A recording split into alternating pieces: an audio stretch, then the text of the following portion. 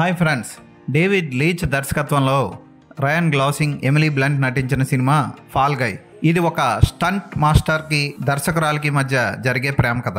Coal సీవర్స్ ఒక stunt man. అయితే ఒక పెద్ద బిల్డింగ్ మించి రోప్ సాయంతో దూకుతూ ఉన్నప్పుడు అనుకోకుండా ప్రమాదం జరిగి బెడ్కే పరిమితం అయిపోతాడు. చివరికి ఒక పబ్లో పనిచేస్తూ ఉంటాడు. అలాంటి టైంలో అతను హీరో టామ్ రైడర్కి డూప్గా పనిచేస్తున్నప్పుడు ప్రమాదం జరుగుతుంది. మళ్ళీ ఒక నిర్మాత అతనికి ఫోన్ చేసి క్లాట్ని తిరిగి స్టంట్ మ్యాన్గా రమ్మంటుంది. అయితే ఈసారి ఆ సినిమాకి తను ఇష్టపడే జోడీ దర్శకురాలని తెలుసుకుంటాడు. ఇలాంటి సమయంలో ఆ హీరో ఒక బాత్ టబ్లో పడిపోయి చనిపోయి ఉంటాడు. ఇది చూసి క్లాట్ అక్కడి నుంచి పరిగెట్టుకెళ్తాడు.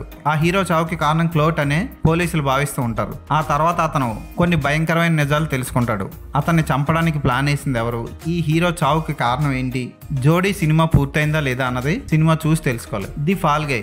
ఈ సినిమా ట్రైలర్లో చూపించిందంతా తెర మీద కనబడుతూ ఉంటుంది. అద్భుతమైన యాక్షన్ సన్నివేశాలు, ఆ యాక్షన్ సన్నివేశాలు చిత్రీకరించేటప్పుడు జరిగే ప్రమాదాలు, అలాగే స్టంట్ డైరెక్టర్కి మధ్య లవ్ స్టోరీ బాగుంటుంది. కాకపోతే కొన్ని అనవసర సన్నివేశాలు వస్తూ ఉంటాయి, అవి విసిగిస్తూ ఉంటాయి. ఒక కుక్క పిల్ల, ఒక చైనీస్ అమ్మాయితో పాటు హీరో చేసే స్టంట్ అదిరిపోతుంది. రోడ్ల మీద పెద్ద వ్యాన్తో చేసే ఆ సన్నివేశం ఆకట్టుకుంటుంది. అలాగే పబ్లో ఫైట్లో లైటింగ్ ఎఫెక్ట్స్ అదిరిపోతాయి. క్లైమాక్స్ కూడా చాలా బాగుంటుంది. అయితే ఈ సినిమాలో మనం ఎక్స్పెక్ట్ చేసినట్లు అద్భుతమైన ఎమోషన్ మాత్రం ఎక్కడా కనబడదు. దానివల్ల ప్రేక్షకుడు అంతగా కనెక్ట్ అవ్వడం ఈ సినిమాకి. ఫోటోగ్రఫీ, బ్యాక్గ్రౌండ్ మ్యూజిక్ అన్నీ అదిరిపోయిన, యాక్టర్స్ కూడా బాగా చేసినా సరే ఈ సినిమాకి ప్రేక్షకుడు కనెక్ట్ అవ్వకపోవడానికి కారణం ఎమోషన్ మిస్ అవ్వడమే.